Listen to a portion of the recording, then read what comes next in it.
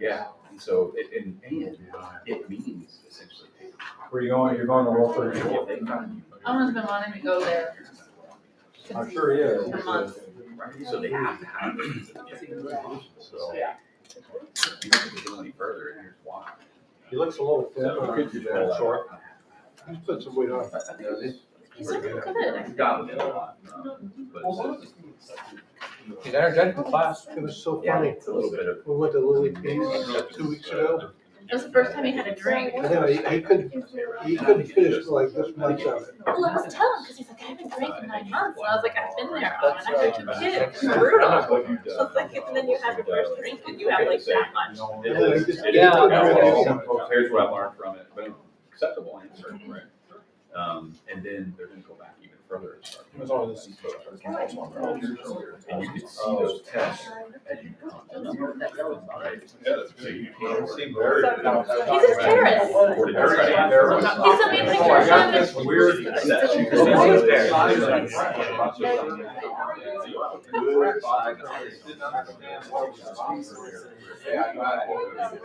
sent me a picture of him in front of the Eiffel Tower. I'm like, okay, I guess he will. He's not so bad. I kept telling him on Wednesdays when he would show up here, I'm like, aren't you transitioning? Oh, we don't have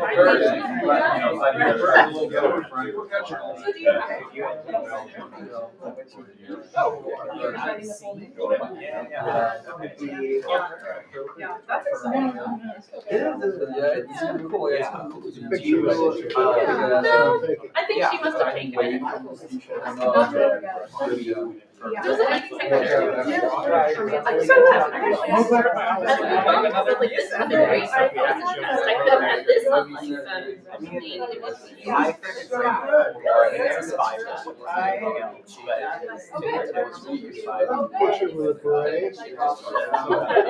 He did have a hat on, but not a beret. That would have really been good. Essentially a couple of cool centuries. It's not really. I like that you have all decided to not sit in the first 3. I've never seen this fight. I was looking forward to that.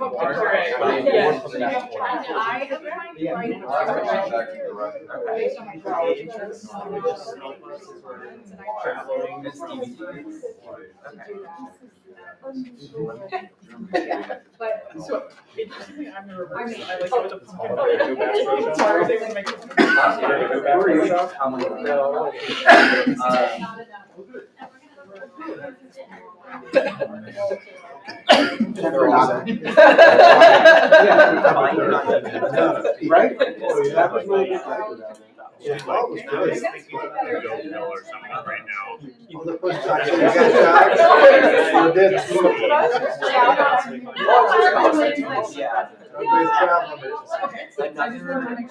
I have gotten a lot of good different. Did you ever see It's not a lot of I mean, a lot of these are probably and then that one's fun. It's like through the house. there's a lot. It's like the smallest And then do the No, obligatory. I thought about you talk. And it was really bad. This really carried So like, It's what I We're consider traveling. you didn't consider anything. You started considering It's all. Yeah. There's some very diverse. I don't know why. Oh. But at least now I just get to check. Super fire. it's a comedy. It's not this guy. I mean,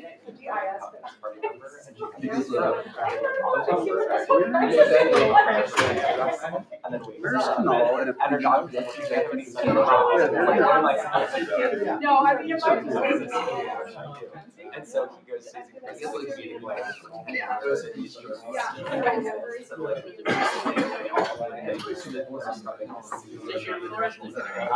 You get to say how cool it is to see this project evolve over, yes, I was just telling Kolby. I don't know, the course of a decade or so. It's such a weird feeling to like have another dissertation I know. perspective and now see what you're coming out. It is so cool. Oh, I messed up. Seriously, I messed up. We were the same cohort. You are that me.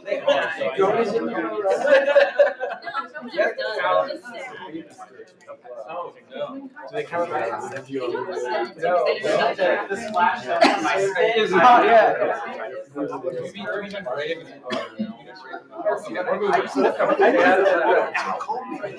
Yeah, he was at Oh, yes. Well, now you're Yeah, right here. With the best landings. A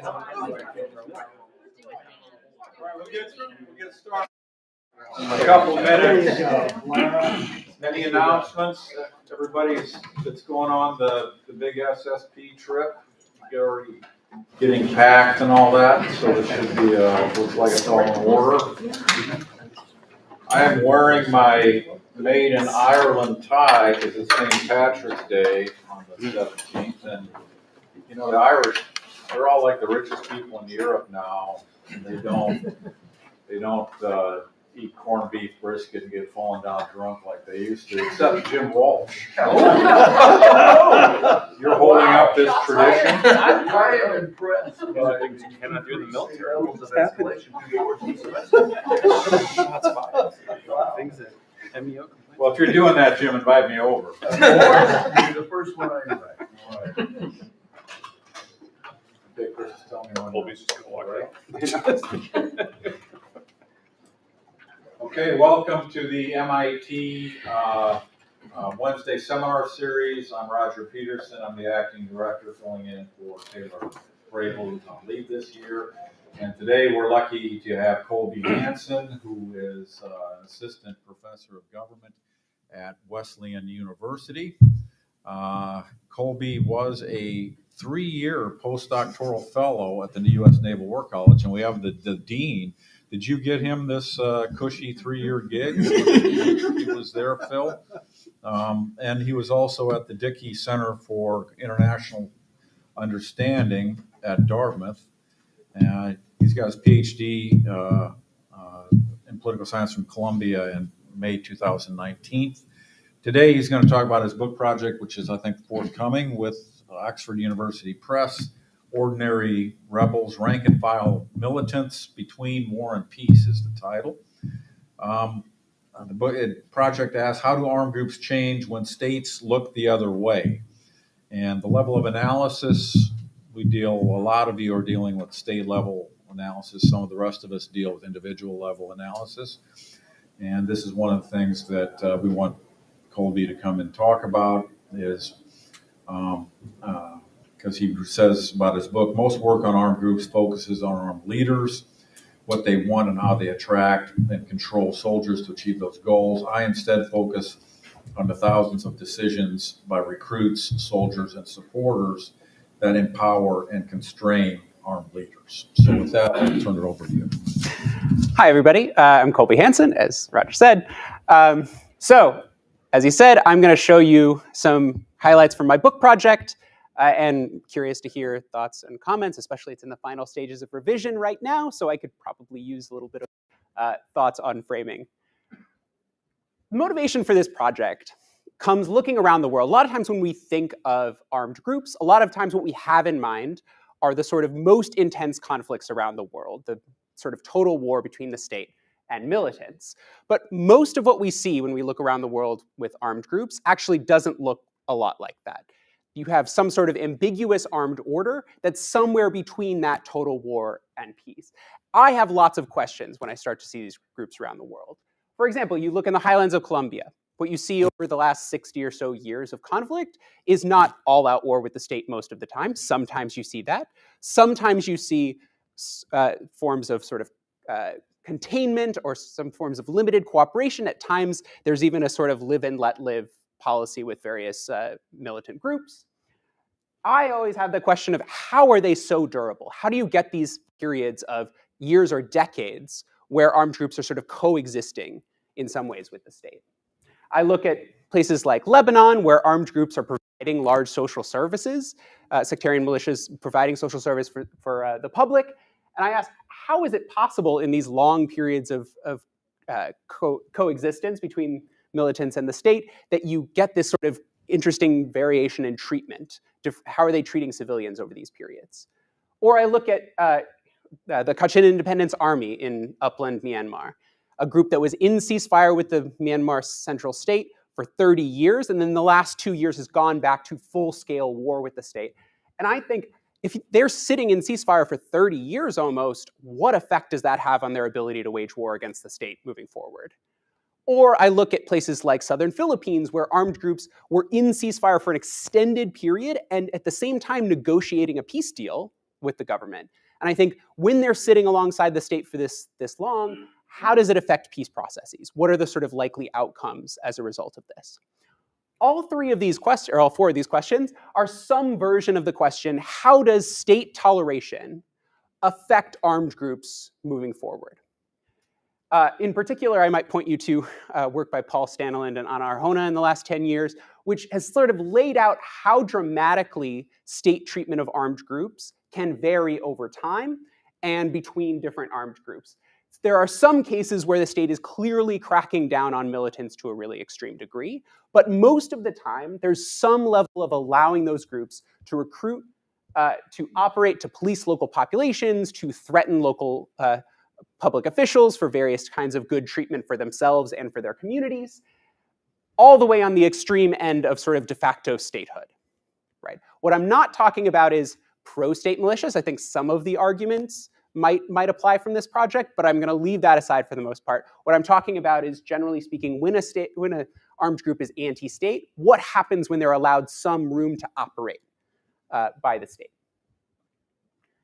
I think you can't really ask that question without knowing something about how armed groups internally are working. Not just the sort of leadership decisions, but how those leadership decisions are being informed and then distorted by the behavior of rank and file recruits, soldiers, and supporters. That's what the project is looking into. And in particular, I'm thinking about questions like who takes up arms under different conditions, and then which groups do recruits and supporters back when they have multiple options, because most armed movements have multiple armed that individuals could choose from, somewhat freely, somewhat not freely, during that period. These are big fundamental questions in studies of civil war, and I think my work touches upon those as well as the sort of situations of toleration questions that I asked up front. My argument, essentially, is there are two big effects when states tolerate armed groups. Number one, it affects who joins armed organizations. So life under ceasefire or life under relative toleration from the state is safer, and it is a lot more comfortable. That is, in general, attractive to potential recruits. More people are generally willing to take up arms when armed groups are allowed more space to operate. But the people who are attracted when those conditions are right are disproportionately those who are less connected already socially or ideologically to those armed organizations, to their goals, to their effects. You'll notice that that is a sort of mirroring of the logic of Jeremy Weinstein's book. It's happening actually with a lot less sort of material benefits than we're talking about with diamonds and drugs that Jeremy's talking about. The second effect is that which armed groups people prefer to back also changes. When you have a relative toleration from the state, armed groups that have more moderate ideologies that are willing to work with the state during periods of ceasefire to score small wins as opposed to holding out for their ultimate victory are able to benefit disproportionately, both in providing safety and comfort for their recruits, but also in sort of succeeding in low-level goals for the organization. These fundamentally change the way armed groups are operating and how they operate when they potentially go back into negotiations or in conflict with the state later on. So I'm going to break the normal form of these talks a little bit today, which is I'm going to talk about the methods first, because I think it's important to sort of lay out what sorts of evidence I'm going to be able to present to you. In particular, I'm bringing to bear about 7 months of field work in Northeast India and in Sri Lanka of two forms. One is, I think the sort of central part of this project is conjoint survey experiments, testing the actual preferences, the actual decision-making processes of likely militant recruits and supporters across 3 regions of Northeast India. And then second, case interviews tracking a number of different armed movements over time to see how that sort of the individual level effects are playing out on the group level in these actual cases. And then I'm going to go into the 2 big arguments and the evidence behind them for who joins and which armed groups over crackdown peace. All right, so let's start with the sort of empirical challenge here. If you're going to ask questions on this individual level in the realities of conflict, like who takes up arms and which armed groups do they prefer to back, do various groups prefer to back, you need at least 3 things. Number 1, you need a setting where there are a lot of armed groups to be able to compare, and at least some variation on that crackdown and truce over time, crackdown and toleration. Then you need a sample of potential recruits that you can actually test their preferences. I'm going to walk you through how I went about doing that. And then you need an actual test of their preferences. So let's start with the setting. There's a reason that Northeast India is actually, or there's several reasons that Northeast India is actually a great place to study counterinsurgency. The biggest one is there's a whole lot of insurgent groups. So Northeast India, essentially in 1947, the Indian state inherits these sort of outlying regions that had little pre-existing connection with mainland India and were sort of indirectly ruled by the British Raj during this period to a varying degree in different states, but I can get into detail on that if you would like me to. In particular, there are 3 big separatist movements, the Assamese, Naga, and Meitei movements. Those groups are they've sought full independence over this period and have been quite strong. And then there are 7 other insurgent movements looking for autonomy for their ethnic groups. You've got 10 different ethnic separatist movements, though, or autonomy movements, and you've got more than 100 different armed groups. That's a great laboratory for counterinsurgency. It's also a laboratory in which groups are not tiny, right? This is some of the strongest groups here are 5,000 or 10,000 soldiers strong, equivalent to the strongest groups in Kashmir or in the Red Corridor or in Punjab, just less important to the state for a variety of reasons. And that's the second big reason that it's useful for my questions in particular, which is that because it's been the sort of 4th priority for the Indian state, they have been willing at times to freeze the conflict, let it settle, by offering blanket ceasefires, sort of that create these nice discontinuities in my key independent variables. Right? We can compare periods of crackdown and toleration because the state is doing it en masse to a whole bunch of groups at once. Like, for example, in 1997, in Nagaland, they sort of offer all the Naga armed groups ceasefire, and I leverage that case in particular quite a bit. So, in this setting, the other big advantage is there's a lot more access than a lot of other insurgent movements. Because of this, it is a sort of peripheral case. The Indian state doesn't care. It's not a sort of, it's orthogonal to the sort of key issues of Indian politics. And so even the underground groups, so the local joke goes, are overground, right? They operate relatively out in the open, doing the same things they were doing under crackdown, just doing it in the open under ceasefire to a large degree. So then comes the subject challenge.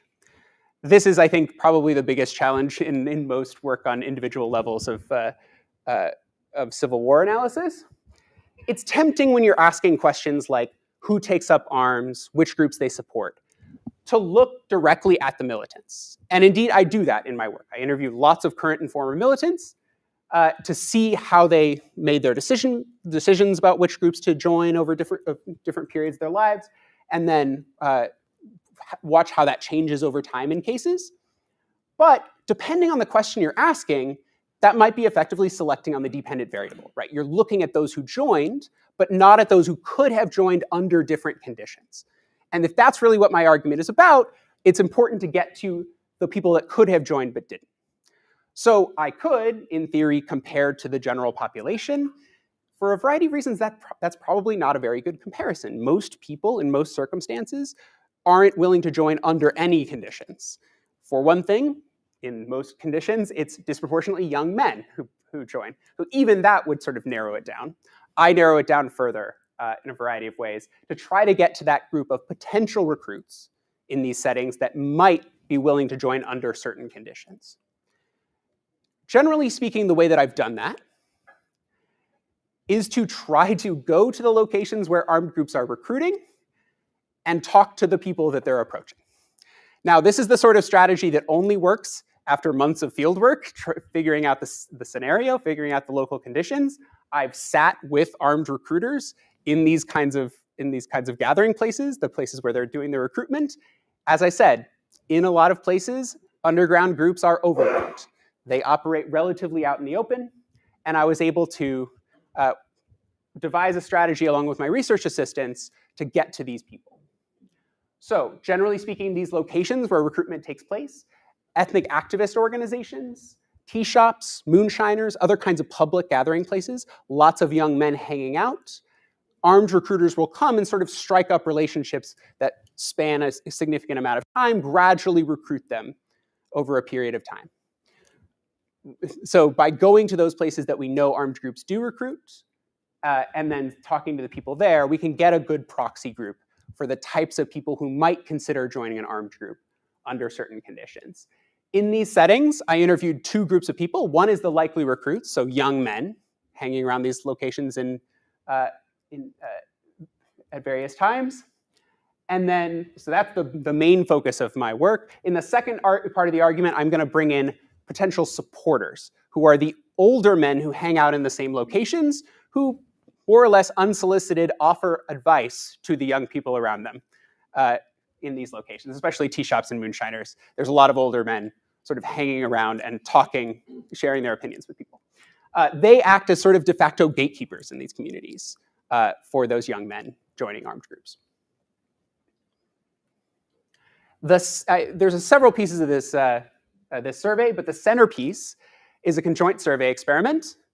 Conjoint survey experiments work on hypotheticals, so asking, okay, imagine that there are several groups operating in your area. Show them one group at a time. Say, imagine what you would think of this group. And then after they have a chance to look at it, it's nicely illustrated with lots of detail if they have trouble keeping track of things and don't read particularly well. But the sort of key outcome question for the recruits, would a young Naga man like you be willing to join a group like this? I constructed that deliberately to try to give them a little bit of plausible deniability while still anchoring it in their own preferences. Or for the civilian elders, would you support or oppose a young man from your community joining a group like this? Each group is described with 6 different sort of descriptors that are independently randomized from each other. This allows us to sort of, for each one of those comparisons, compare one level of the treatment to another level of the treatment to see what effective change is. You don't actually need regression in that case. I do everything through a regression because it limits the variance. But I'm going to focus on 3 of these treatments today. But know that I'm also giving them information about other features randomly generated. So I'm also giving them information about the military strength of the group, the reputed discipline of the group, and the social ties of the group, sort of how close to their tribal community, which are sub-ethnic distinctions. All of the things that people said mattered in this setting, and I think are pretty easy to tie to the larger literature on civil wars. In addition, though, it's important to know how these things play out on actual groups over time. And so I conducted about 75 interviews in Northeast India and then in Sri Lanka of people at all levels of armed organizations, both current and former, and then of local civilian constituents of all sorts. So local activists, tribal leaders, other kinds of people that have a say and are able to watch these armed groups, interact with them on a daily basis, and sort of triangulate what was going on inside and outside of these organizations at various points in time. In those qualitative cases, I have three real focuses. One is, as I said, there's this really nice distinction over time in Nagaland, which is that the government offered this blanket ceasefire in 1997 after a very intense previous 10 years of conflict. So the government had cracked down very hard on the various Naga armed groups and then offered a blanket ceasefire and sort of stabilized the region very quickly. Not all of the groups accepted right away, and that is a key part of the second argument that I'll get to. But you had this very clear distinction in time. However, I also wanted a case that was as comparable that didn't involve this kind of discontinuity. So I looked also at the Métis separatists in Manipur, one of the other two largest conflicts in the region, the one that was more comparable to the Naga case, had been going on almost as long and had a similar sort of rise and fall of violence over time that didn't have the government willing to make this change in strategy. That was my understanding of why that happened, because Manipuris are generally Hindu and not Christian, and so it is less palatable to the state to sort of compromise with Hindus, actually, as being like others within India, as well as it's a more economically valuable region. The Naga Hills are less valuable overall. And so for both of those reasons, the state wanted to keep the pressure on Manipuri groups while they were willing to pull out of Nagaland. In addition, I'm not going to talk a lot about it today because I don't really have time, but I wanted to look at a case that was not Northeast India, yet had a clear break in time on crackdown versus toleration. And so I looked at the Tamil movement in Sri Lanka.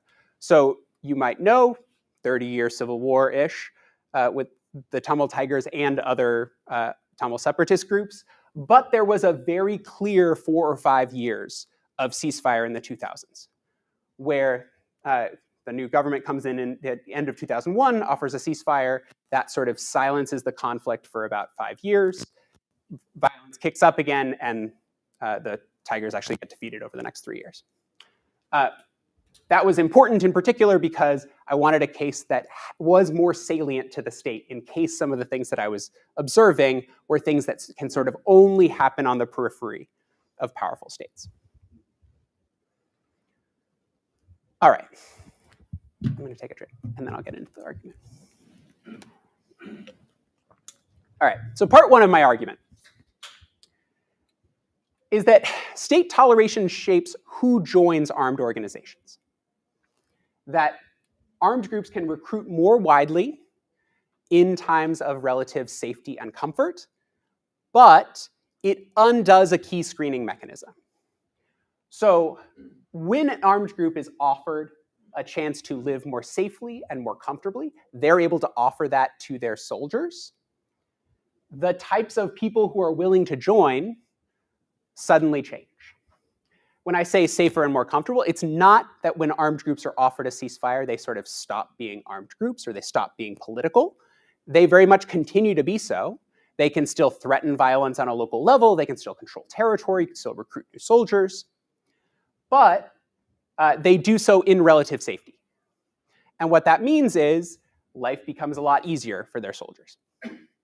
But importantly, there's a sort of natural screening mechanism that comes from the danger and deprivation of conflict. If life is really tough as a militant, only the most committed sort of core recruits, people who already have ideological or social connections to the group, are willing to take up arms. Again, this is the sort of logic of Jeremy Weinstein's book, but in a slightly different setting, which is I'm not talking about drugs or diamonds. This is a sort of representative description of how life changed within armed organizations in one of these cases. They say we went from living in jungles to living in buildings, from walking to driving, from always being afraid to being relaxed, from a hard life to an easy life. This is, generally speaking, being able to sleep in a tent or in a barracks. They're able to set up a permanent base. They're able to have kitchens that can make warm meals. You're not literally sleeping outside in the rain. You're not having cold breakfast and dinner. And you're able to interact more with the local community. You're able to see your family, that kind of thing. So these are very, very mild lifestyle perks. This is not, again, not diamonds and drugs, but sort of a few rupees for cigarettes at the end of the week at max. And so I tried to put that into clear terms for the survey experiments by describing either an armed group was able to offer no wages and a hard lifestyle, or low wages and an okay lifestyle. Again, the imagery in this case was literally like sleeping under a tree versus sleeping in a tent.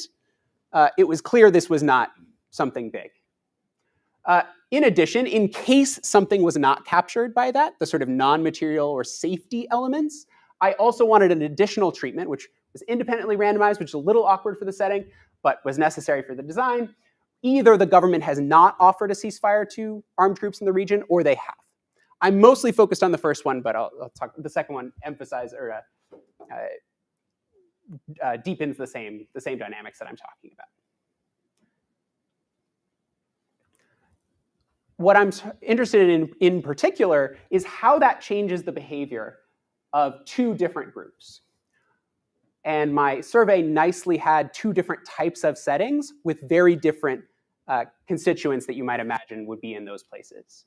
So we went to community activist organizations in Northeast India. These are not politically tied exactly. They're not tied with the armed groups, but they are organizations where people show up, they volunteer on sort of local community cleanups and other things like that.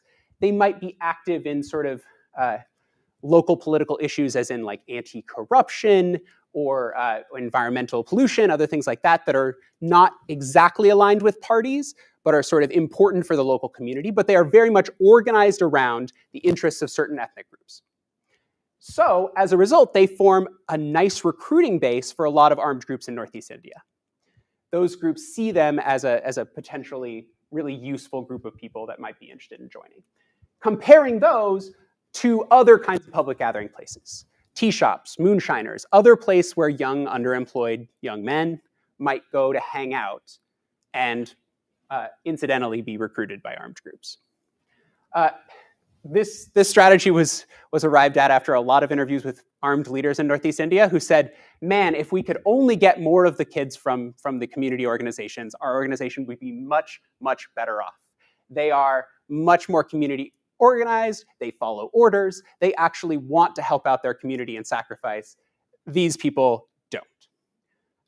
Incidentally, in the survey, these people score a lot higher on my measures of altruism or community mindedness, both in sort of past behavior and in would you do this kind of measures.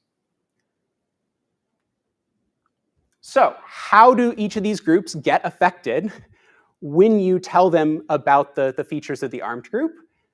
The sort of key lifestyle treatment going from a hard lifestyle with no wages, you can see about 9% of people overall expressed interest in joining, expressed a strong interest, the two top categories of my 5-pointed scale, in joining an armed group. Most or all people like me would want to join.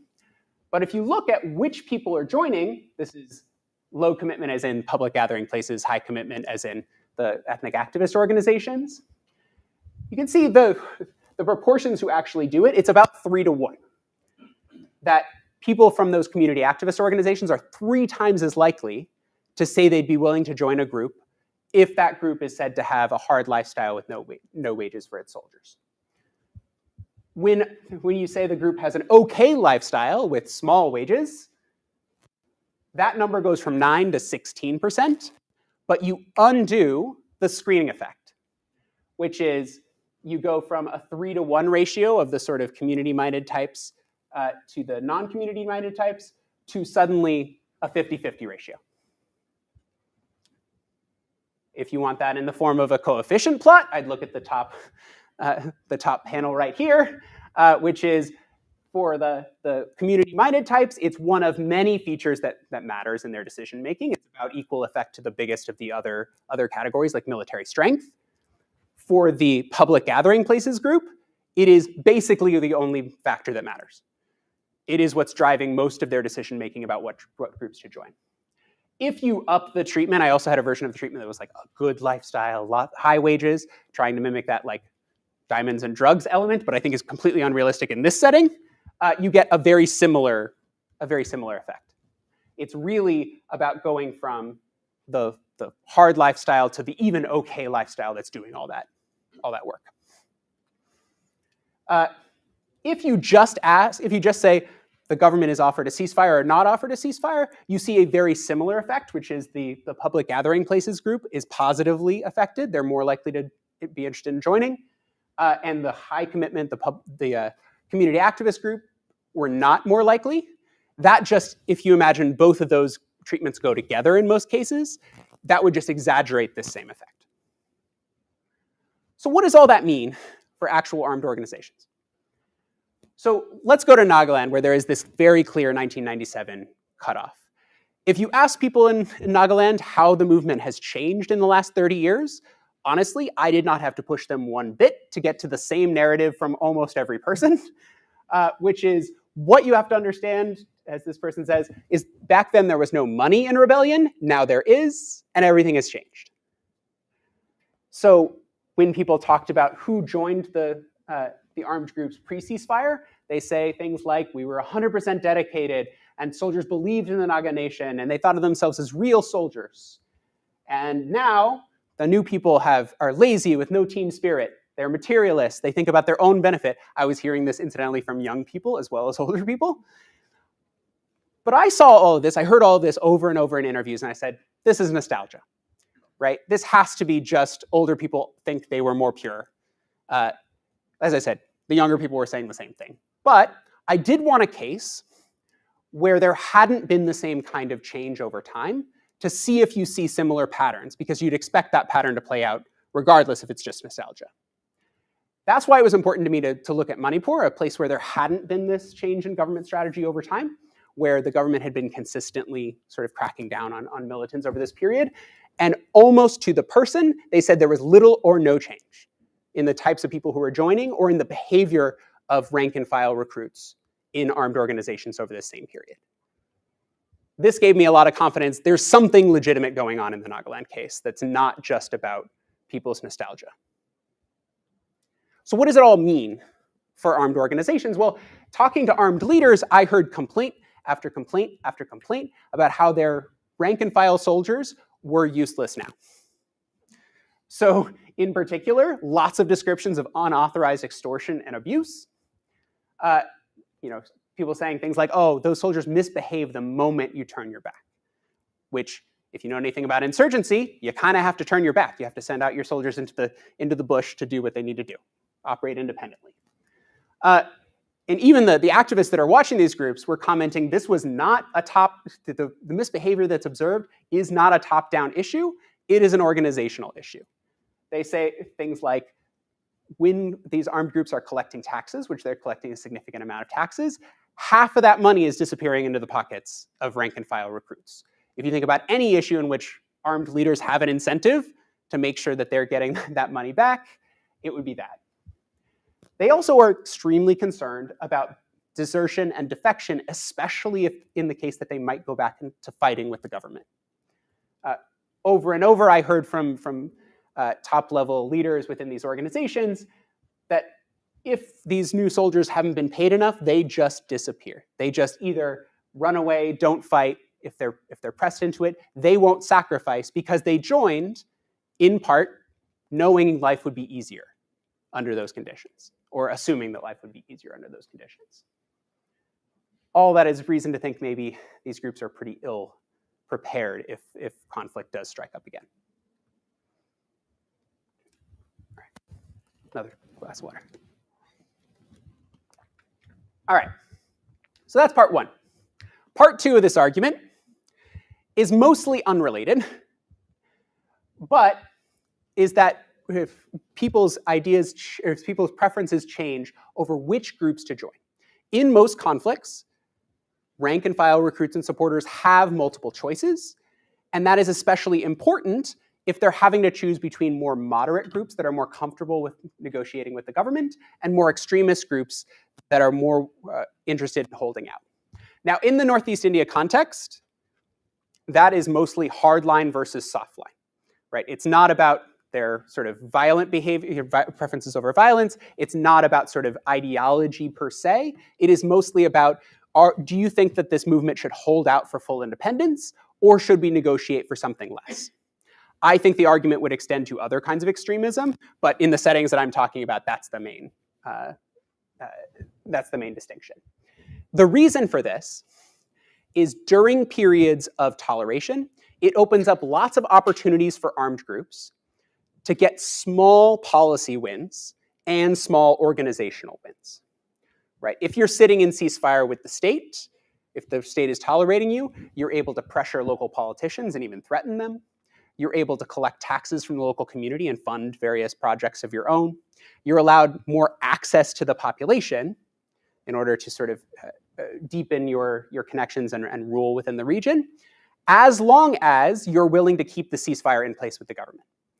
But it might not serve the goals of a more extremist organization that wants to fight for independence, right? It increases the likelihood that or the utility of various strategies to get to sort of small wins, but doesn't make it any easier to get the big wins. The issue with that is then moderate groups are going to be more likely to keep the ceasefire engaged, and they are more likely to get their goals served, right? Those moderate groups are more likely to sort of get small wins along the way, more likely to succeed on their terms than the more extremist groups. That gives two reasons on an individual level that moderate groups might become more attractive, right? Number one, if you believe all of the safety and comfort things that I was just saying in the last argument, you'd expect the moderate groups are the ones who are actually going to preserve that ceasefire and keep life safer for you. But also, there's all sorts of chances, as I said, for these sort of moderate successes on a local level, moderate policy successes. So moderate groups are able to achieve their goals more, extremist groups are not. That makes even the more principled people say, well, moderation seems like a pretty pragmatic, good strategy at this moment. As I said, in Northeast India, what this looks like is hardline versus softline. So that was the treatment that I used in my survey experiment. The relatively extremist groups were described as wanting to fight until the region is independent, so fight until Nagaland is independent, or fight until Bodoland is a state. Whereas the moderate groups, they're willing to negotiate a peace deal. In Northeast India, this is not sort of surprising language in any way. These, all in the names of many of the armed factions, are pro-talk or anti-talk. That is the primary sort of dimension on which armed groups define themselves in Northeast India. So again, this is pro-talk and anti-talk. So what effect does that have under certain conditions? What I'm interested in here is an interaction effect, right? If there's a ceasefire offer that I've stipulated from the state, how does that change people's preferences for which groups to join, whether they be moderate or extremist? When there's no ceasefire offer stipulated by the survey experiment, you can see, regardless of whether the group is described as extremist or moderate, about 16% of people express a strong interest in joining. If you say a ceasefire is on the table from the government, suddenly the extremist number goes to about 14%. The moderate number goes to about 25%. You go from almost no effect, essentially even between extremist and moderate groups, to an almost 2-to-1 advantage in recruitment attractiveness for the more moderate groups. Again, if you want that in the form of a coefficient plot, here you go. It's a significant difference. You go from basically no effect to a huge effect of being moderate, sort of in the favor of moderate groups. What about those civilian elders that I was talking about, the sort of older men who hang out in these same locations?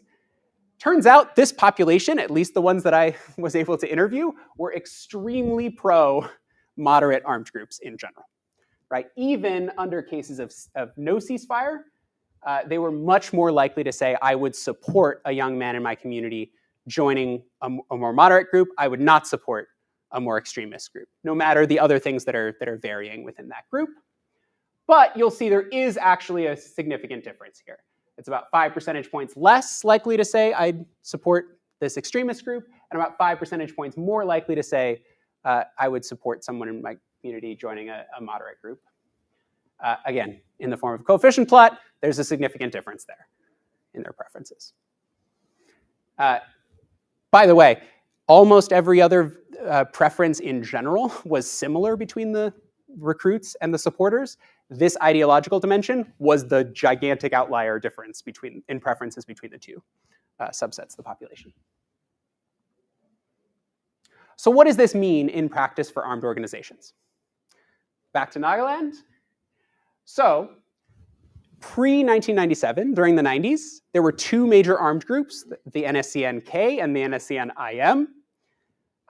They were about equally powerful, but the K, the group that was generally speaking more anti-talk, generally more pro-independence or nothing, was generally seen as the more attractive group. They had more ability to recruit within Nagaland. And not only that, the extremism was generally speaking seen as a positive in that recruitment effort. I heard over and over during this period how the Kaplang faction, the K faction, were seen as bold and strong. They were standing up for something, right? They were doing important work.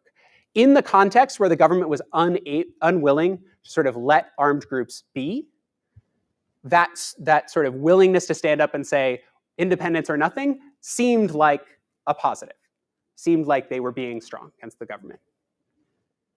After 1997, the situation completely flips. The NSCN-IM immediately accepts the ceasefire. They've been in ceasefire for the last 20 plus years, almost 30 years at this point. The NSCN-K has sort of been in and out, sometimes seeing the ceasefire as a positive for their future, sometimes not. Because they have these more ambitious goals, it's a little bit more ambiguous whether it's a good idea for the organization. The NSCN-IM over this period has become the dominant faction, especially importantly in Indian territory.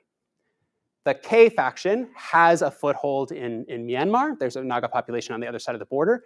They have largely stopped recruiting or stopped being successful in recruiting on the Indian side of the border and now rely almost completely on the over the border population for their functioning. And within India, I heard over and over, it's not just that IM are the better group, they are better because of their moderation. So when people are asked about their willingness to work with the government, they said, well, at least they're doing something for the Naga nation, unlike the K, who are not doing something for our community. They're not willing to compromise. And oh yeah, by the way, the fact that they have stayed in ceasefire means that they can offer a lot better benefits to the people who join. They can offer a safer lifestyle. You don't have to go hide in the bush near the border or even over the border. You can stay around your local community and still live a relatively comfortable life. In addition to that, though, you might say, well, yeah, if a group is negotiating with the government, we might have a concern over splinter factions, right? When you have a moderate group sort of willing to go into negotiations, extremist splinters break off and they can be a threat to this peace process. We've seen 3 splinter factions over this period. It has been exactly the opposite dynamic. 3 splinter factions have broken off. All 3 have branded themselves as being more moderate than either the K or the IM. More willing to work with the government, and explicitly, that's why they're breaking over these issues and how they're able to attract large numbers of people. So in 2015, the K faction breaks their temporary ceasefire with the government. A large portion of their tribal Konyak population on the Indian side of the border breaks off, forms their own faction under the ceasefire leader of the Kaplang faction. They say, oh, he abandoned the Naga people by abrogating the ceasefire. You have similar cases in the IM case. This is over questions about what to ask for in negotiations. When the IM has demanded that regions outside of the state of Nagaland and the state of Manipur have been included, because a large portion of their Naga base is in Manipur, a lot of the people in Nagaland have seen that as a betrayal of their population to threaten the existence of negotiations, threaten potentially the ceasefire over these demands, which are more ambitious. So they're framed in these sort of tribal terms, but they're fundamentally about the sort of moderation versus extremism question. That has all resulted basically in 2 things. One is the IM has become the dominant faction. They are by far more powerful than any other faction, the relative moderates. And they've had productive negotiations with the government. Since 2015, they put in place a framework peace agreement. They have continued to negotiate the details without end up agreeing on that. But over the course of that process, the government has conducted parallel talks with the even more moderate factions to sort of leverage their position against the IM. So one of the reasons that the government has been unwilling to sign a more expansive deal with the IM is that they know they have this option of a so-called parallel peace, right? So they have the option of just making a deal with these other more moderate factions that might get done some of what the government wants. This is, you talk a lot in the both the terrorism and the Civil War literature about outbidding. This is the textbook example of the opposite of that. This is underbidding. Everyone racing to attract recruits by seeming more reasonable, willing to work with the government. All right. So what can we conclude overall? When armed groups are tolerated by the government, as I said, the two big pieces, many more people want to join, but some of the new people that join have little pre-existing connections to those armed organizations or their goals. And then those recruits and supporters are flocking to more moderate factions within an armed movement that are willing to work with the government on maintaining the ceasefire and the sort of small wins for the community. So going back to the big questions I asked at the beginning about what does this mean for these kinds of situations in the long run? Well, it suggests that the reason these armed orders are so durable, these sort of ambiguous situations, is in part because state toleration itself is fostering the constituencies within an armed movement that want to preserve that ambiguous armed order. It's attracting lots of rebels who are happy to keep that ceasefire going and are willing to back the leaders who are most likely to do that. How do they behave around civilians? Well, you're not going to have open conflict, right? So you're not going to see the big-scale strategic violence, the sort of Kalivas-style strategic violence that you might expect. But militants are a lot more present in mundane lives of civilians. And they're a lot more unpredictable in the sort of individual level behavior. They're not going to follow the sort of central plan of the armed organization. So they may be committing lots of small issues, or like causing lots of small issues in the community. How is it likely to shape future conflict? Well, it puts armed organizations potentially in a bind where they look stronger on paper, but they may actually be weaker overall if they have this sort of organizational questions about the loyalty of their troops, about their willingness to sacrifice of those troops. That, by the way, insofar as that might be private information for armed leaders, might further incentivize them to keep this ambiguous armed order going and not go back into conflict with the government. And then lastly, how does it affect peace processes? Well, I laid out pretty well in the Naga case, right? Peace-seeking moderates might gain ground. They might be stronger. They might be able to work more effectively. Of course, they're a bigger portion of a bigger movement, so those two things might balance out a little bit. But insofar as there is fractionalization within a movement, it might just lead to partial peace, right? Where you have this sort of underbidding and competing between various groups to get down to a more favorable deal for the government. So thanks so much. I appreciate your time and look forward to your questions and comments.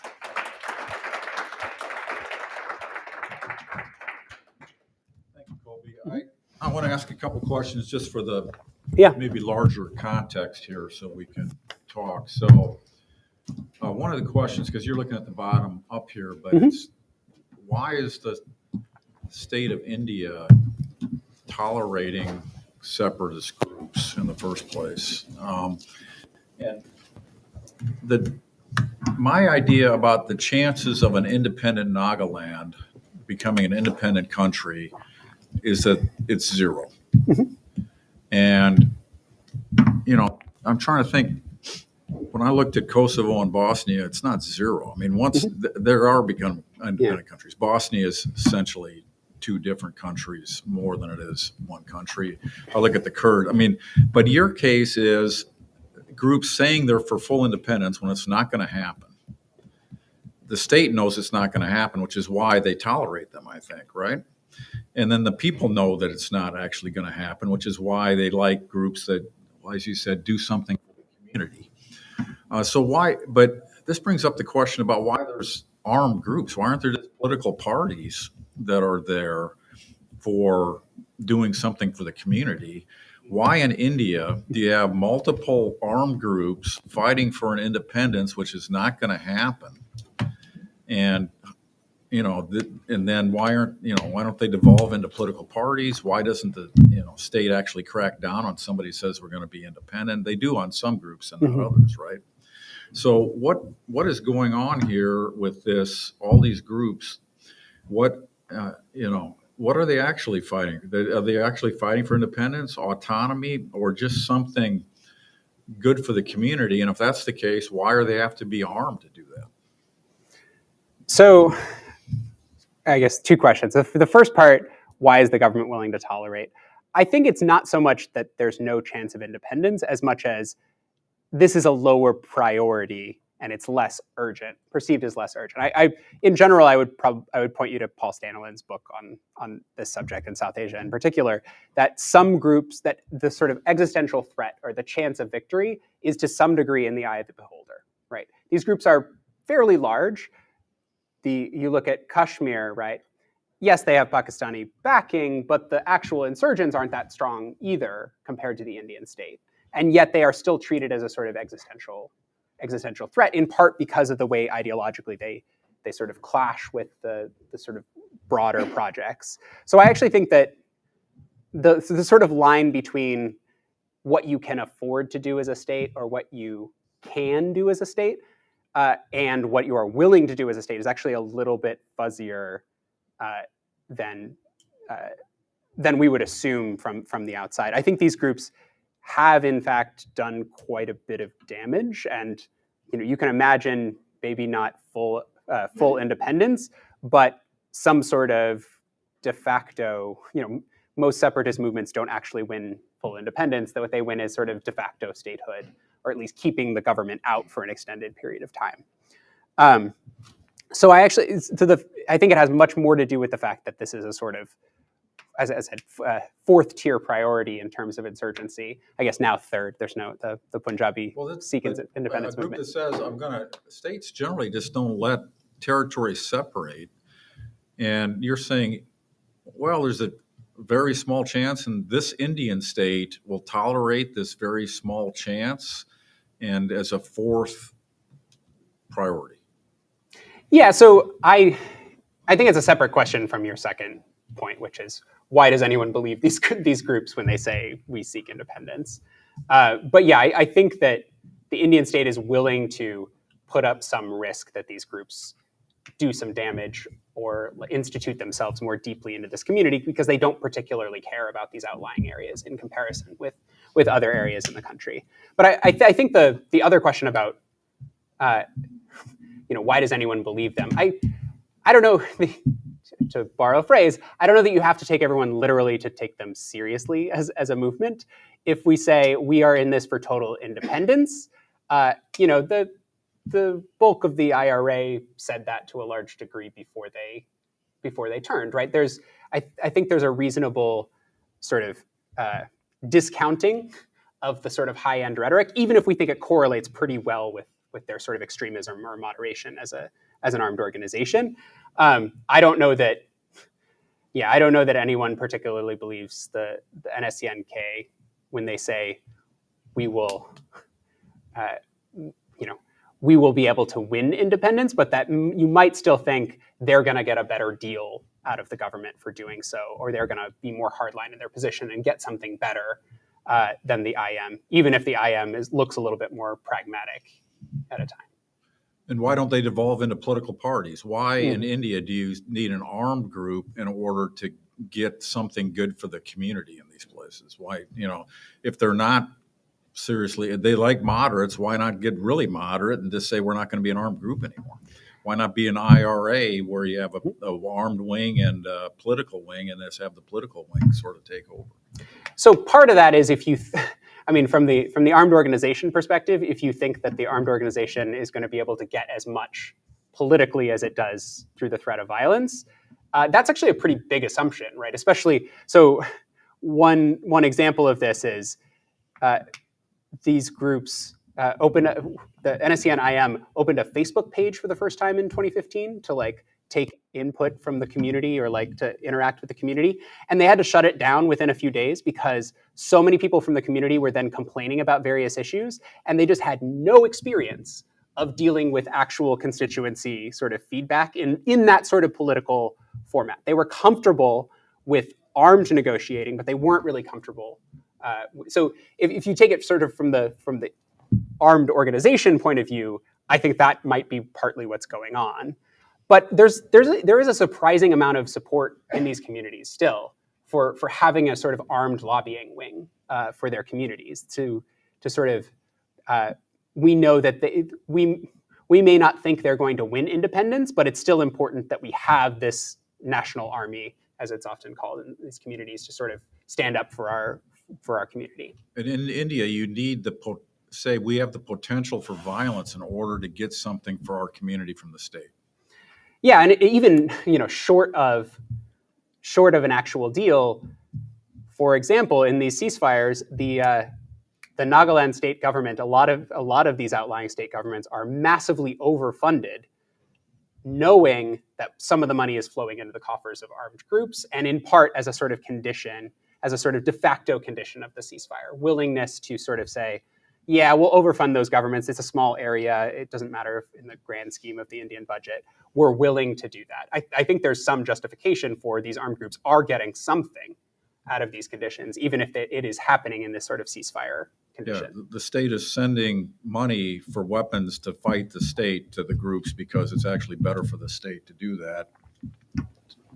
All right, Kunal, you have two fingers and area expertise. You want to stand up and talk?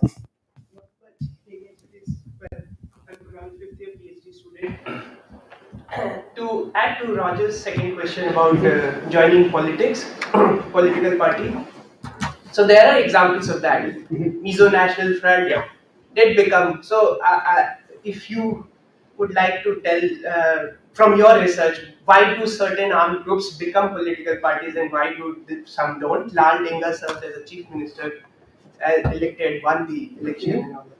So one. And the second question, I have another question about, you mentioned this good, like puzzling behavior of underbidding. And I'm wondering, I'm less convinced by that this underbidding is to recruit more people. And it could be because of, now the hardline group extremist demands are like hopeless cause. The money that you got earlier from external sources, weapons, sanctuary, all that has been clamped down upon. So the space is only left for moderate demands to negotiate with the government of India. Even the black market routes have been clamped down upon to some extent. So it's less to do with recruiting more people, but more to do with getting what you are getting from the government of India and nowhere else. Yeah, and that second point, I think that, again, that line is a little bit tricky, right? In part, getting more from the government means you're able to keep life comfortable for your soldiers. So I think even that argument is kind of interwoven into the broader dynamic of recruitment. But it's worth pointing out the MNF, the Mizo National Front, is the only of the major of these movements to settle. And there's still a lot of argument. I've done some unrelated fieldwork in Mizoram as well. There's still a lot of debate there about whether that was a good idea. The explanation, so Kathleen Cunningham's book makes the argument basically, this happens because the movement had a very strong central group that was able to negotiate collectively with the state, that there wasn't any fracturing within the MNF prior to. And then in these other cases, you saw fracturing early enough that they weren't able to do that kind of major negotiating. I think that's a pretty plausible explanation, personally. In general, I think that, not just there's only one armed group, but there's only one armed group and it's tied in really deeply with the political party. So you don't have these sort of distorted incentives of, if we become a political party, are we going to win any votes? The MNF, in fact, as you said, has had the chief minister in Mizoram, et cetera. So I think I'm guessing that's the sort of most plausible explanation for why the MNF didn't see these same kinds of dynamics. But from the state's perspective, from the armed group's perspectives, I'm not sure that this is much worse of an outcome for everyone than that sort of actual disarmament deal. In some of my other work, I show in these sort of long-term conflicts, when you see a major downturn in violence and a sort of violence falls off to either to zero or to very low, it's just as likely, it's in fact more likely in separatist cases that it drops down to low without any kind of peace agreement at all. These kinds of sort of ambiguous armed orders are actually very, very common across the world. And for every Mizo-National Front, you get a sort of Naga situation where you have this sort of ambiguous ceasefire that silences a conflict mostly, but doesn't actually sort of resolve the monopoly on violence. So yeah, I think that's in these cases where it's possible, that almost, by the way, almost never happens in center-seeking insurgencies. It's basically only in these separatist insurgencies, and especially in these sort of peripheries of major states. So I think this often does happen. Renata. Hi, yes. Kolby, thank you for a really interesting talk. And let me say it's great to see how this project has developed over time. Yes, Eric's laughing in the front. But it is really cool to see this project. I wanted to, I guess, maybe push you a little bit on your treatment of group aims. Because I think you're using 3 different concepts kind of interchangeably. And I wanted to push you to maybe disaggregate those a little more because it may be relevant for your mechanisms, right? So you're talking about, in the context of group aims, I think 3 different things, right? Extremism, commitment to the cause, and ideology. And so if we think of extremism in terms of group aims, right? So I like to think of extremism relative to some political or social status quo. So a group that is seeking full independence would be more extreme than a group seeking autonomy, for example. But we could think of groups having the same aims, right? Saying we want independence, but have very different levels of commitment to the cause or willingness to settle, willingness to compromise. And so if we think about those, because you seem to be thinking about those things as the same thing, but what are the implications for your story if you separate them?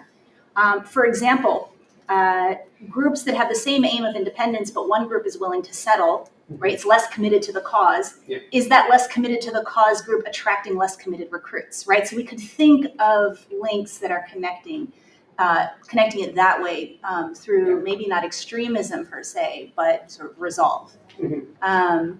And then it was also unclear to me, again, in line with that, where the ideology piece is coming in, right? So groups, aims can be ideological in nature, they may not be. It seems to me that most of these groups that you're describing are not particularly ideological in nature. Or they may be ideological, they may have some Marxist or socialist component, but that's not actually the driving group aim. And so, again, could you explain a little more about where that, how these pieces fit together, and if we disaggregate these concepts, what does that mean for your mechanisms? Mm-hmm. And then just a second question that sort of occurred to me, unrelated. It's this really cool sort of bottom-up story you're telling about recruit motivations. But do leader recruitment strategies change across these periods of truce and crackdown, right? Because if a recruitment strategy is changing, could that also be affecting the nature of the recruits who are then attracted? So I'll stop there. Thank you. Yeah, so I think that clearly you're listening to my book reviewers. On the first question, try to get me to narrow this down. I thought you were going a different direction with commitment, because I use commitment to mean like early, in the first part of the argument, right? The like recruit level commitment. I think that's quite distinct actually from is the group willing to settle for a more pragmatic deal? The hard line, soft line element. That I think is more related to aims, that element of it. But I think what is our ideal point or our ideal position gets overrated in a lot of these conflicts, especially when the state is just much more powerful, right? It doesn't matter what we would ideally like. It's what we're willing to settle for is the sort of key distinction. If assuming the state is more powerful than rebels, which is true in most cases, certainly not in like if it's a coup or something like that.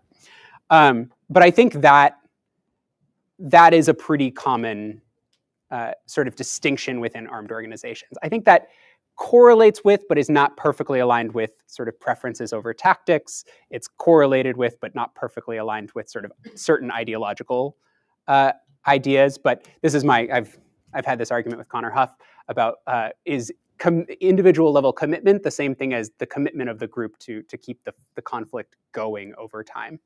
Phil, do you have just one figure? Okay.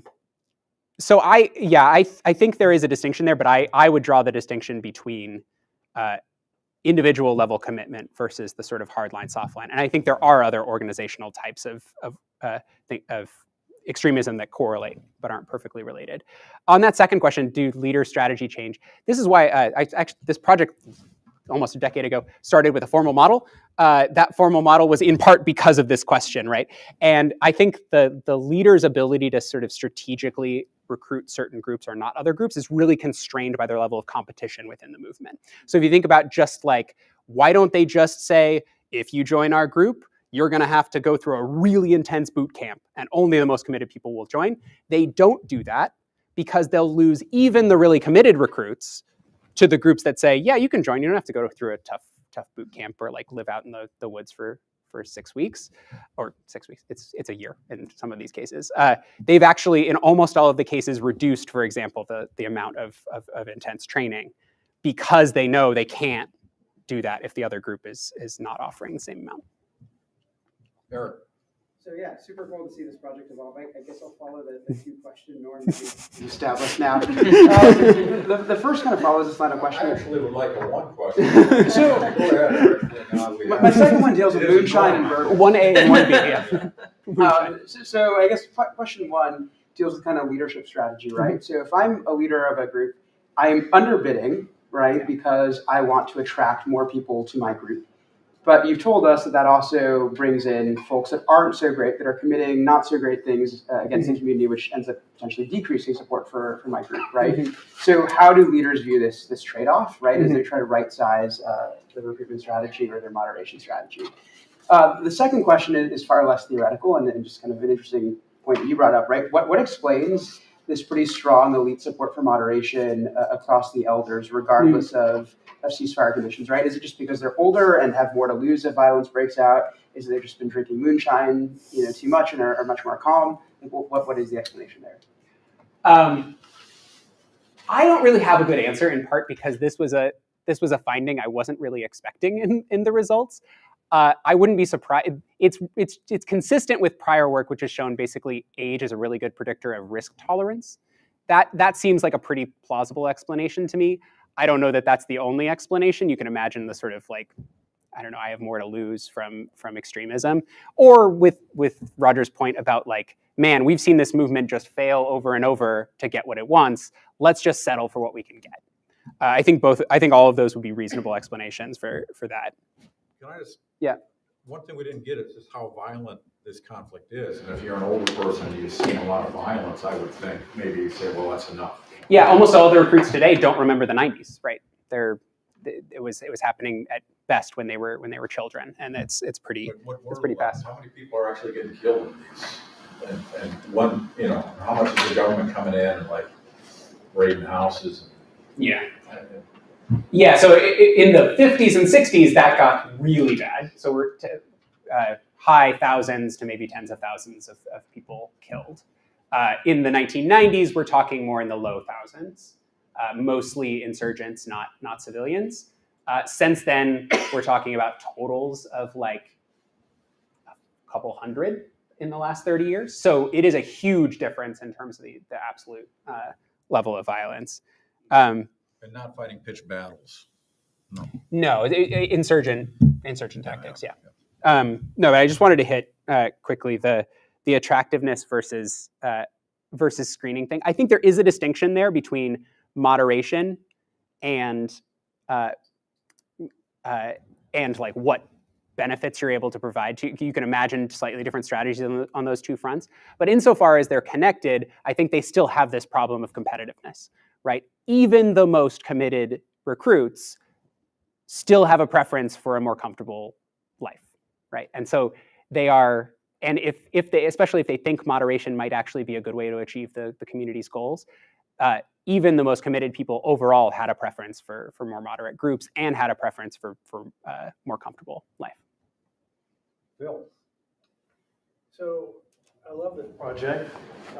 Seems a very aggressive project. I have want to ask for one comment from you, but I did have a question about the you make an argument that there's an exogenous change, which is state toleration. How concerned are you why that occurs? Endogeneity, that it actually isn't that exogenous. It has to do with the actual nature of those groups. And the second is just advice to graduate students that are considering such a project. I heard you talk about research assistants and all. Yeah. It seems like a rather lengthy project. So how did you handle the dissertation part compared to the larger book project? Well, yeah. Yeah, I mean, luckily that was all writing up at that stage of the project. But yeah, so my sense is the state did not anticipate any of the sort of lower level effects of toleration. If we're concerned about endogenous to the sort of effects on organizations. I want to know why the state actually did it. Did it have to do anything with group behavior? So I think in general, for the most part, it's not about the sort of interactions between the states, between the various armed groups and the state. And in particular, I think the evidence of that is they don't treat the NSCN-IM and NSCN-K differently. They offer a ceasefire to both, just the IM accepts it, and the K signs an almost literally exactly the same worded deal 4 years later, despite the fact that they were offered it initially, and they've gone in and out of ceasefire. So if you'd expect, for example, oh, we'll offer it to the moderates and not to the extremists, maybe try to build them up. That doesn't seem to be what's going on in this case. I think they don't have enough detailed, maybe they have detailed enough knowledge, but they don't have the sort of bureaucratic capacity to negotiate separate deals with the 100 different armed groups in Northeast India. They're willing to, one ethnic movement at a time, just say, here's a deal. Even between movements, they look on paper almost identical. Literally, it's like they're offering the same suspension of operations deal to all of these groups. I will say, though, as I said, I think it's not an accident that they offered it in Nagaland and not in Manipur. These two different movements, at least. But it has more to do with the general stakes of the conflict rather than any kind of individual interactions with those various groups.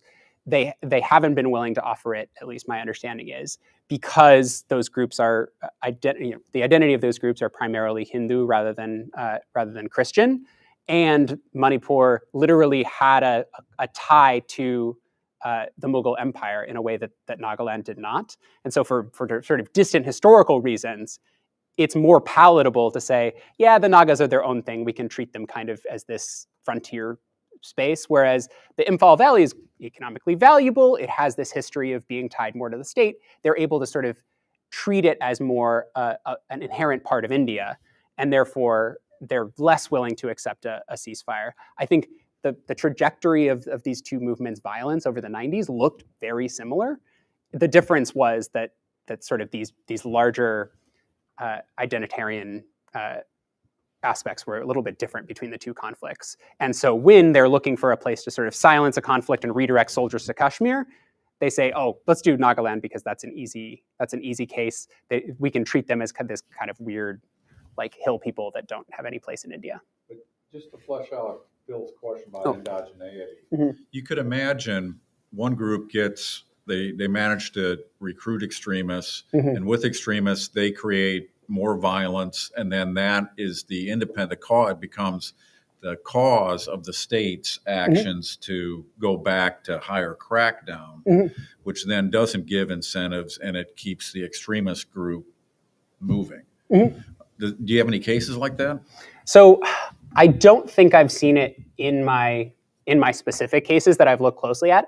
I just having conversations with people, presenting this in various places, I think there are plenty of places where extremists are treated differently than more moderate groups. I think southern Philippines, Mindanao, the Moros, there's clearly a like Islamist groups, the ones with a like hardline Islamist ideology, we are going to treat differently than the sort of, I don't know, softline Islamists, the MILF groups, and they are treated even differently from the MNLF, the more purely nationalist groups. I think that's completely plausible. I think that happens in places. I don't think that's what's going on in the cases that I'm looking at. I'm trying to sense how this question is important. Mm-hmm. So these are groups that aren't going to threaten the state, that aren't important to the state, and so they just allow them to go off and do whatever they want on the side. Mm-hmm. How is that not your argument? So what I'm saying is these orders are durable in the way that they operate, the sort of fuzzy on the frontier. These don't follow a lot of the logic that we might think from normal conflict because of these internal dynamics within the group. The armed orders are, yeah. And one final follow-up. Do you see out of these, if they smolder, do you see occasionally where these will flare back up again and be a problem for the state later? Yeah, so that's why I was interested in the Sri Lanka case. You had it very salient. You had this period of ceasefire, and then it goes back into warfare. Part of that is the one dominant group is quite hardline in that case, right? That the Tigers weren't going to be satisfied with ceasefire for very long. The Kachin Independence Army case in Myanmar, that's a case where the whole country went to civil war and they got on board with it essentially. So it definitely happens. I think as I said, I think my project shows lots of reasons why you might think this armed order would be pretty durable, except in these more unusual cases. I will go to the second part of your question though, which is advice for grad students. I think for me, Roger and I were just talking about this in his office. I think it's really hard to do this kind of project if you're being super careful about your time in some way, right? I went to Northeast India for the first time in 2015.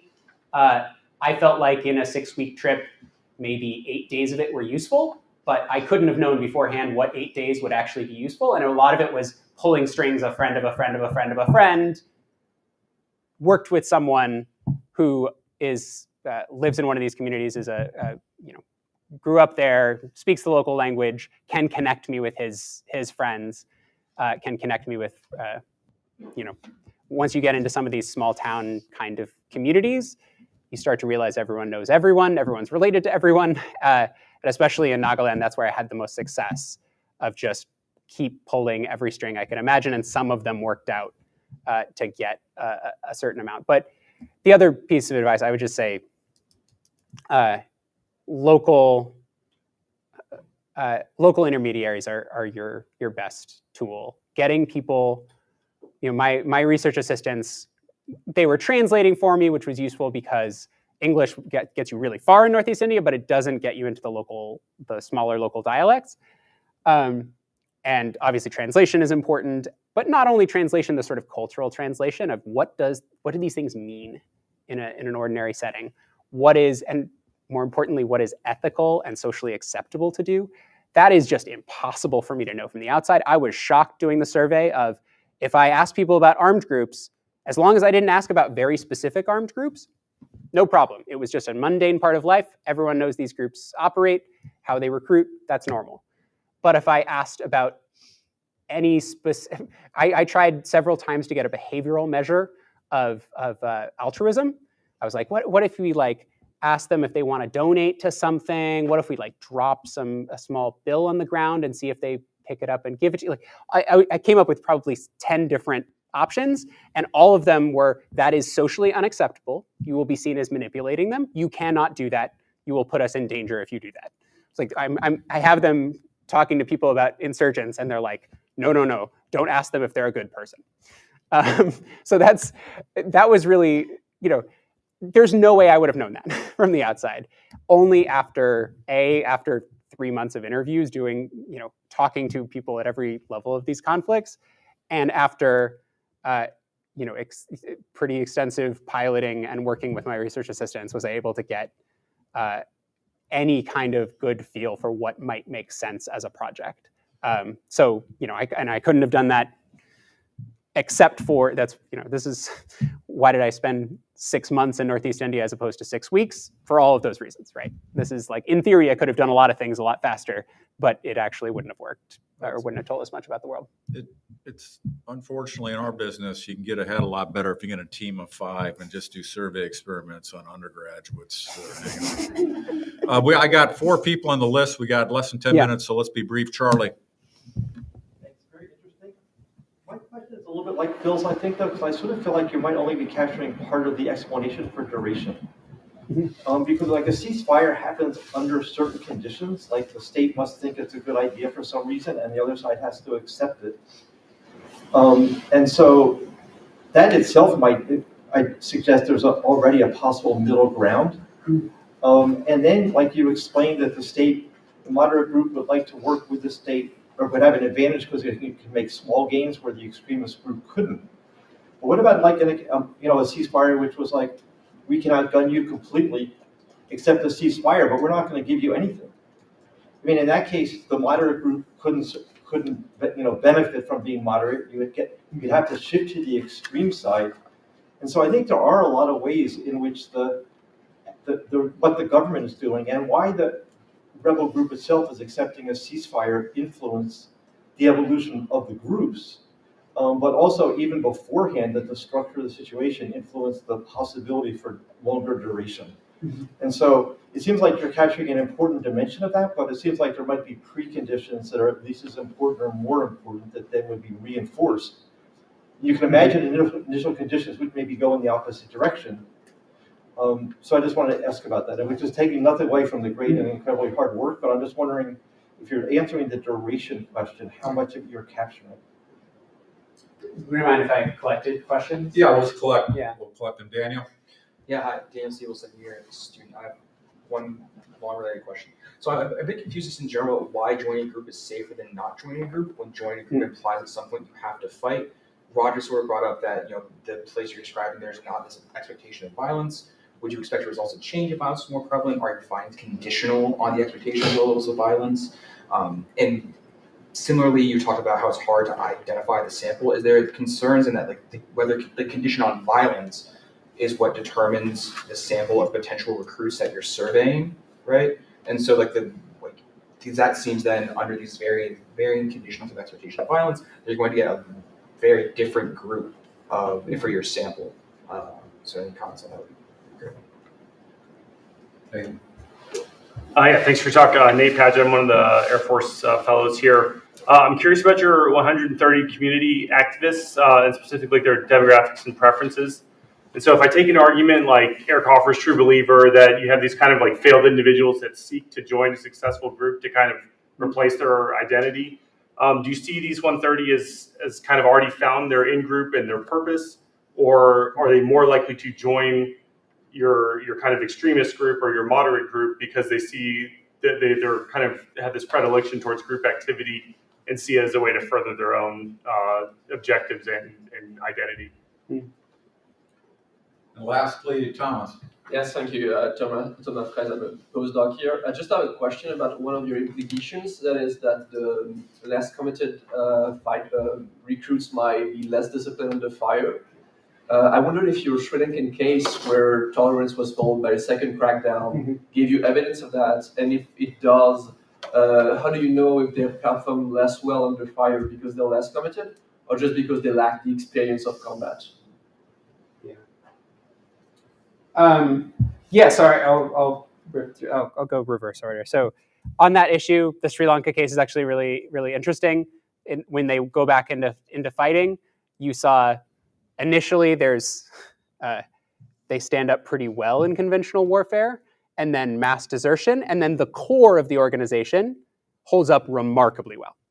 So that is a pattern that's not that seems pretty reasonable given what I've been talking about. There is this sort of bloat of relatively uncommitted recruits, and then once you get back to the core of the organization, those are the really dedicated people. And despite really long odds in 2008, 2009, the core of the organization was captured and almost killed to the person because they were so unwilling to desert their posts. Let's see. Yeah, so I read the community-oriented folks here as having a second connection that is sort of compatible with, they serve the volunteer goals, but also they might want to fight for their population. And those things are, at least in the context, people talk about those things as if they are compatible, but not necessarily but not necessarily the same thing. That if you're willing to stand up for your community, you might just be someone who's interested in serving your community in general, and therefore, so that's the way I generally read it. Daniel, so I think in general, joining a group is usually, like in the conditions of ceasefire, it might be slightly more dangerous. So it's not that these people are thinking that life is actually going to be safer for them, but it's safer than it would be to join an armed group under more intense conditions. And so that changes the types of people who are willing to join. And when you consider like unemployment, low income in these areas, it's actually, in Nagaland, it's basically universal employment if you want to work on the farm in your village, but that's not a great life for people. And so a lot of 18-year-olds are willing to, hey, I'll spend a few years working for this organization. It'll be just as good as long as we're in ceasefire, but things might pretty dramatically change. I have thought about the question of, are the people I'm interviewing different than the people I would be interviewing under different conditions? I think they are, but I think they include both the people that might join under the case of ceasefire and the people that might join under the case of, I think insofar as that there is an effect, just generally speaking, everyone is more likely to join under this condition. So you don't lose the people that are highly committed. You just gain more people that are willing to hang out in this place that we know rebels recruit in. That's at least my best guess on that. Yeah, so to Charlie's question, I think there's definitely selection into these cases. I have a paper that looks at essentially where do you get these kinds of outcomes to civil wars. And the best answers I came up with in that case are it's easier in a separatist conflict. Right? As I said, it almost never happens in a center-seeking conflict. You can imagine that's because it's easier to sort of cordon off an area and say like, yeah, the rebels are operating in that area, but at least they're not in the capital. That seems like a pretty reasonable explanation for that. It also seems slightly more likely in these cases that are center-periphery conflicts, again, where the distance to the capital is farther and you have these outlying regions that are not considered essential to the state for various both ideological and sort of practical reasons. So I think there's definitely self-selection on that front. I think there's definitely potential for self-selection on a whole bunch of other dimensions along the lines that we talked about earlier, of that it might be that some rebels are easier to negotiate with than others and their previous behavior ties into that. I don't think this is a full 100% explanation for why these conditions are able to be sustained. I think it is an extra reason for this duration, which is honestly, if the starting point is peace is a result of the monopoly on state violence, these cases are surprising at all, right? It's I'm not the first one to point out that there are a lot of these cases, but the fact that they last so long is genuinely surprising, right? These states are able to maintain these sort of vague, half-governed peripheries where there are a lot of armed groups operating that are explicitly anti-state, and yet they're willing to sort of live and let live alongside. That is genuinely surprising. And I think we still I don't think it fully explains it to say there are certain conditions under which it's good for everyone. I think that's true, but I also think that as times change over time, like as the conditions might change over time, it might be durable in a large part because of the changes that happen in these organizations over time. All right, I got one last comment here. We're a little out of time, but because we have military fellows here. U.S. military is having a hard time right now recruiting, I think, right, into an armed organization. That's his focus. And you can't go to the moonshiners. Maybe your recruiters are finding out the moonshiners in Tennessee and recruiting. But the Marines, do they recruit like a personality type that's different than the Navy and the Air Force? And is there a distribution of like young men, and some of them just want to have a rough life and do this, and others want to have like a cushier kind of thing and get educated and find that as a way? And I was in high school. The wrestlers, they had a big sign: "That which fails to kill me serves to make me stronger." Those guys all went in the Marines. All the guys in the physics class with me were going into the Air Force. And whether my rural high school and these guys in India, whether there's just like a young man's psychology thing that they can appeal to. Yeah, so my brother has a Ranger tab, but he's now a firefighter. So I get the logic of this. I think there is that distribution in the population. I think it's a little different when you're recruiting from 330 million people and you're just trying to get a small proportion of that population, versus you want a significant number of people in a relatively small space. If you want to get a significant number of people, you might have some people that really want that hard life, but I think you probably can't sustain a whole armed movement on just those people if you're in one of these communities. Well, Marcus, our Marine fellow, is not here today, so I can't give him crap. So I guess we'll stop here. So thank you very much. Nice.